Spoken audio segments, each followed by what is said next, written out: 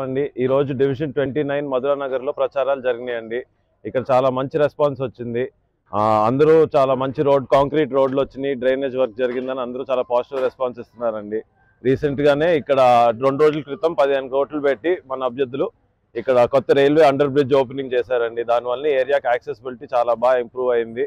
అందరూ చాలా హ్యాపీగా ఉన్నారు దాని గురించి.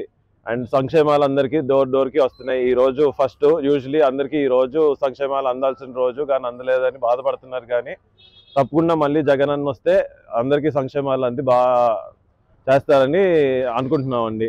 తప్పకుండా ఈసారి కూడా మన ఎంపీ కేసరి నాని గారు మళ్ళీ గెలిచి హ్యాట్రిక్ తప్పకుండా కొట్టి మన ఎమ్మెల్యేగా వెల్లంపల్లి గారు తప్పకుండా మళ్ళీ వస్తారని మనవి చేసుకుంటున్నాను. Thank you.